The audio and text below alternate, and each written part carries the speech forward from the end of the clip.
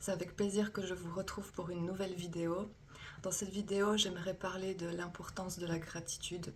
Même si j'en ai déjà parlé, on n'en parlera jamais assez. C'est quelque chose de vraiment très important. Peut-être que des fois, on peut ne pas très bien comprendre ce que cela signifie la gratitude, alors que la gratitude est tout simplement un état d'être, de manifestation, de quelque chose qui est déjà là en fait. C'est un état d'avoir où il n'y a pas de manque, où on ne se pose pas la question comment je vais faire pour avoir cette chose puisque je l'ai déjà. Donc on peut très bien prendre l'exemple des personnes riches. Les personnes qui ont de l'argent ne se posent pas de questions comment elles vont payer leur loyer ou comment elles vont s'acheter leur prochaine voiture. La question ne se pose tout simplement pas parce que ces personnes ont cet argent et elles sont dans un état d'être, d'avoir et de complétude. Alors que les personnes qui n'ont pas cet argent sont dans un état de manque, de non-avoir, alors la question se pose. Comment puis-je faire pour avoir cette chose? Et si j'essaye de l'avoir depuis un état de manque, je ne peux pas être dans la gratitude. Donc souvent c'est un petit peu confus cette histoire de gratitude parce qu'on ne sait pas tellement comment la pratiquer. Moi-même au début j'étais un petit peu bloquée là-dessus parce que c'était difficile d'avoir un sentiment de gratitude pour quelque chose que je n'avais pas avant même que je le reçoive. Et je ne savais pas comment ressentir cette gratitude, comment ressentir quelque chose, un sentiment qu'on n'a jamais ressenti. Par exemple, si on ne sait pas ce que ça fait d'avoir beaucoup d'argent, comment ressentir un état de reconnaissance, comme si on l'avait. Pas facile, hein. C'est pour ça que moi j'avais un petit peu laissé cette histoire de gratitude jusqu'à ce que je sois venue à la réutiliser, mais pour un autre domaine en fait, pour d'autres situations. La gratitude m'a servi d'arme dans des moments très difficiles. Elle m'a permis de renverser des situations, surtout au niveau émotionnel, quand vous êtes envahi de pensées obsédantes, stressantes, douloureuses, et que ça ne s'arrête pas, que c'est un cercle infernal. Vous avez besoin de quelque chose qui calme ça, qui soulage cet état de stress pour pouvoir avancer. Et c'est vraiment la gratitude qui m'a aidée dans ce domaine-là. Donc à la base, c'était pour me protéger, pour me défendre, et j'ai remarqué que je pouvais switcher d'état émotionnel très rapidement grâce à la gratitude. J'étais tellement envahie par le malheur, par des pensées négatives, des scénarios catastrophiques, que je pratiquais la gratitude tous les jours en fait. En moi, je me disais, c'est comme si j'avais des choses que je ne remarque pas, malgré ma situation incontrôlable, malgré ma situation difficile. Je vais faire l'effort de remarquer les petites choses que j'ai, aussi petites soient-elles. Alors j'ai commencé à remercier pour la nourriture que j'avais, pour le toit que j'avais, en pensant bien qu'il y a des personnes sur la terre qui n'ont pas d'abri. Merci parce que j'ai des personnes qui sont présentes pour moi. Merci parce que j'ai quand même un peu d'argent. Merci parce que je peux manger, parce que je peux m'habiller. Et donc je pratiquais la gratitude à chaque fois que j'étais attaquée, à chaque fois que ça allait pas. Je me replongeais, donc il ne s'agissait pas juste de lister une liste de gratitude pour toutes ces choses-là. Il s'agissait en fait de me replonger dans les souvenirs. C'est pourquoi je dis les sens en action, parce que c'est très important. Neville Goddard le mentionnait souvent, le sentiment est le secret. Alors, quand vous faites de la gratitude, pensez à vous immerger dans des souvenirs sensoriels agréables, des choses que vous avez vécues agréables. Si une journée ça va pas, alors vous pouvez replonger dans les souvenirs des choses qui sont bien allées dans la journée. Une journée ne peut pas être totalement négative. Il y a bien quelque chose qui a été positive. Et c'est là qu'il faut creuser loin. Parce qu'en fait, la loi universelle, Dieu, le subconscient, remarque que ce que vous aimez. Donc si vous posez votre attention sur des choses négatives, votre subconscient va croire que vous aimez ces choses négatives. Il comprend pas. Souvent on dit que le subconscient ne comprend pas la négative. En fait, le subconscient ne comprend pas quand vous dites j'aime pas, ça je veux pas. Si vous avez passé une journée de merde, votre collègue vous a emmerdé, vous avez perdu vos clés, vous êtes tombé par terre, rien n'a fonctionné dans la journée, et à la fin de la journée, vous dites oh là là, il y a eu ça, il y a eu ça, il y a eu ça. Ben, votre subconscient, il se dit elle aime ça parce qu'elle en parle et parce qu'elle pose son attention dessus. Donc ça, c'est très important. Alors, si vous avez autant de charges émotionnelles négatives parce que tout s'est mal déroulé dans une journée, vous pouvez très bien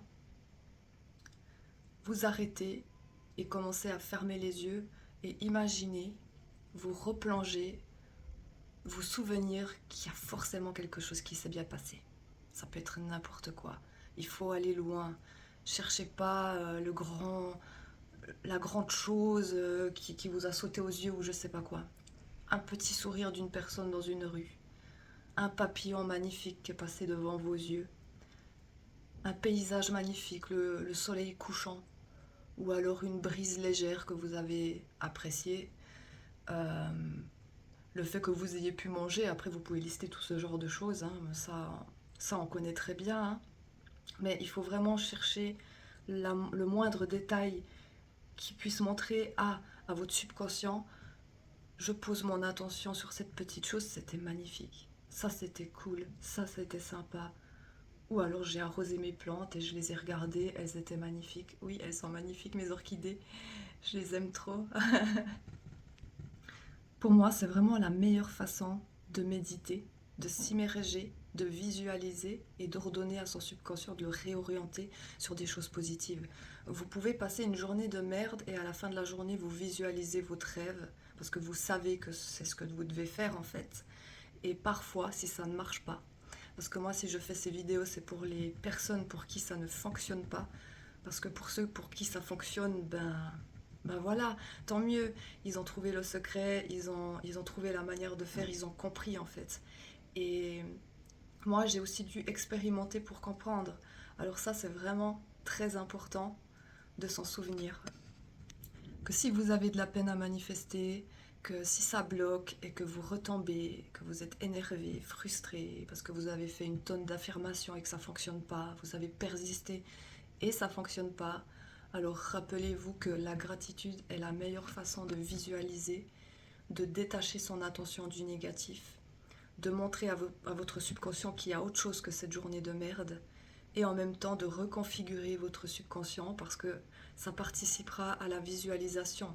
Si vous portez votre attention sur des choses qui se sont passées que vous avez même pas remarqué mais que vous faites l'effort de remarquer en faisant ces petites inceptions en fait de quelques minutes, hein, il n'y a pas besoin que ça prenne des heures en fait. Moi, des fois, j'étais tellement accumulée, engloutie sous des tonnes de choses négatives.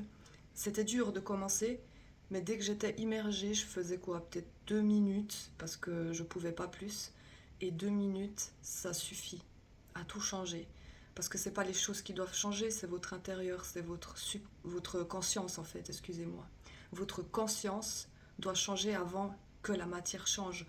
Et si vous n'arrivez pas à sentir ce changement à l'intérieur, ce sera difficile et ça prendra plus de temps en fait. Et si vous vous concentrez sur les choses que vous voulez en les visualisant, des fois ça peut faire que repousser les choses. Alors si vous n'avez pas de résistance, tant mieux, parce que ça va se manifester très vite, et je l'ai expérimenté moi-même, hein, dans des cas où j'ai eu qu'à penser, affirmer, ou des fois juste à ressentir, des fois juste visualiser un petit coup, et ça s'est matérialisé.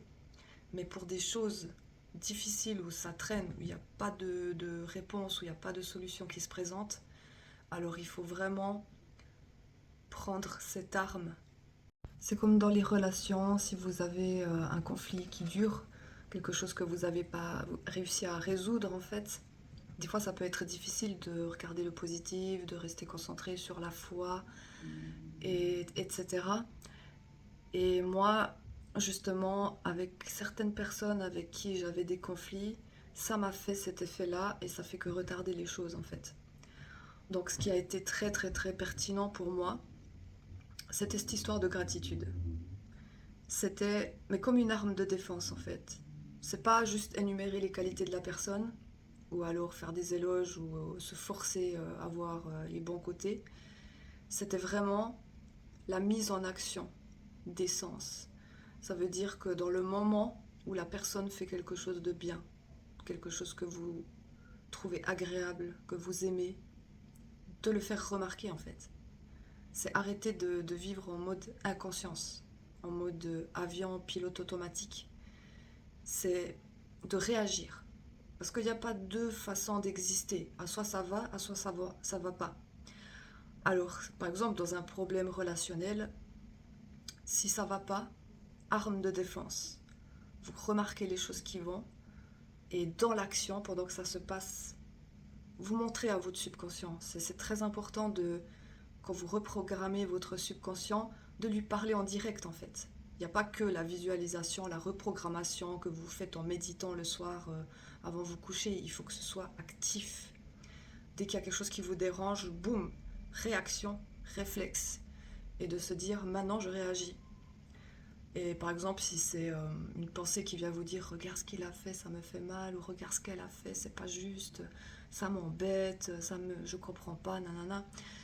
Vous répliquez. Oui, mais non, regarde ce qu'elle a fait là aujourd'hui, elle a été sympa, elle m'a donné 20 francs, regarde ce qu'il a fait, il m'a aidé à porter mes sacs. Énumérer, mais au fil du temps. Ça veut dire les choses qui se passent. Et ça va être important parce que ça va plus passer inaperçu. Moi, j'ai remarqué quand j'avais un grain contre quelqu'un, le reste passait inaperçu parce que j'étais trop focalisée sur le problème et je voulais qu'il soit réglé. Et je pensais qu'à ça. Et avec n'importe qui, ça a été comme ça. Au moment où j'ai lâché prise et j'ai commencé à rediriger mes pensées à mon subconscient, à montrer autre chose, parce que c'est aussi le self-concept, le other concept, le concept qu'on a des autres en fait. Et c'est très important de montrer à notre subconscient qu'on a changé notre façon de voir et de faire. Et comme disait l'oracle dans Matrix à Neo, qu'est-ce qui se serait passé si je t'avais pas dit que le vase allait tomber? Parce qu'il a posé son attention dessus. Donc c'est exactement ça. Donc ce qu'on veut quand on est dans une situation désagréable, c'est vivre des choses agréables. Donc l'important, ça va être de poser son attention sur des choses agréables, même quand ça va pas. Donc ça va être d'une très grande aide. Parce que vous n'avez pas besoin de le faire longtemps. Et votre subconscient va assimiler ça. Parce que vous allez le faire avec vos sens, avec des situations réelles qui se sont passées. Et en même temps, vous allez développer votre cerveau à être attentionné sur des détails, des choses que vous remarquez pas en temps habituel. Moi, j'avais pas l'habitude d'avoir de la gratitude parce que j'ai vu une abeille toute mignonne en train de se laver les papates. Donc, c'est des choses qui passaient au-dessus de ma tête ou n'importe quoi. Avec les sens, ressentir quelque chose profondément. Tout ça, ça s'apprend et ça se ressent. Et comme c'est le sentiment qui va venir ancrer votre assomption, c'est très important de jouer avec les pensées et les sensations. Il faut presque, quand ça va pas et que vous vous sentez dépassé, débordé, ce soit comme un signal d'alarme en fait. Vous savez que quelque chose ne va pas, vous savez qu'il y a des émotions indésirables et vous le comprenez. Et ce qui est intéressant, c'est que vous n'allez pas les chasser, comme on dit souvent, il faut chasser, il faut rejeter, etc. Mais on ne rejette pas le côté sombre. On ne peut pas. Le yin et le yang, la lumière et les ténèbres sont indissociables. On coexistent. Même nous, nous sommes des parties dissociées, mais uniques, unifiées en fait. La femme, l'homme, le soleil, la lune, les ténèbres, la lumière ne peuvent pas cohabiter l'un sans l'autre. Donc le négatif ne peut pas cohabiter sans le positif. Donc c'est une erreur de le rejeter, c'est une erreur de faire un déni ou de le chasser. Donc la gratitude, c'est très intéressant pour intégrer les deux. Et moi j'aime bien cette phrase où je dis souvent, même si ma situation est compliquée pour le moment, je sais que ça va bien se passer et je suis reconnaissante parce que j'ai vécu ça. Ça permet en fait de couper et de transmuter. C'est pour ça que j'aime bien ce mot transmuter, parce qu'on transmute le mal en bien. On ne chasse pas une partie, pour attirer qu'une autre, genre attirer que le positif, mais le négatif fait partie du processus. Si vous ne vivez pas des choses négatives, vous ne pouvez pas vivre de choses positives. Sinon, vous êtes toujours dans le positif et vous êtes au paradis H24 et il n'y a pas d'épreuve, il n'y a pas d'expérience. Donc l'expérience fait que nous partons d'un point négatif pour transmuter dans un point positif. Et nous essayons de garder un équilibre dans ce que j'aime appeler le vide, le point zéro. Et dans le point zéro, on sait que malgré que ça va pas, ça va aller au point zéro. Et ici, dans l'énergie, la création n'aime pas rester dans le vide, mais elle a besoin du vide pour créer quand même. Parce que les possibilités existent déjà, mais elles doivent émerger à partir du vide. Parce que si la conscience est remplie, elle ne peut pas créer quelque chose de nouveau, parce que le nouveau vient de l'inconnu. Alors si vous êtes dans un état de pensée connu, vous ne pouvez pas créer quelque chose de nouveau qu'à partir de vos vieilles assumptions, de vos vieux programmes, schémas répétitifs. C'est pour ça qu'il faut trouver ce juste milieu et que je trouve que la gratitude est vraiment géniale pour ça. Donc pour moi, c'est vraiment ces phrases magiques qui m'ont aidé à faire des bonds de géant en avant. Même si je suis triste, je sais que ça va passer. Je suis reconnaissante parce que cela m'a rendue heureuse. Même si je suis triste, j'ai été heureuse. Et le cerveau, il va juste switcher en fait. Il va prendre ça comme une épreuve qui transmute. Ça va pas perdurer dans le temps, ça va pas durer des années et des années. C'est comme quand un enfant il apprend à marcher, au bout d'un moment il sait marcher. Donc on va plutôt convertir ça dans notre tête comme un apprentissage. Apprentissage. Et non pas une personne qui fait sans arrêt des échecs. Voilà. Alors, si j'ai pu vous éclairer un petit peu dans cette vidéo sur la gratitude et tout ce que j'ai compris par moi-même, je suis vraiment contente et je vais essayer de refaire des vidéos prochainement. Si ça vous plaît, likez, abonnez-vous. Je suis nouvelle sur la chaîne et j'essaye de vous présenter le meilleur contenu que je puisse. Je vous souhaite tout de bon et à tout bientôt sur ma chaîne. Au revoir.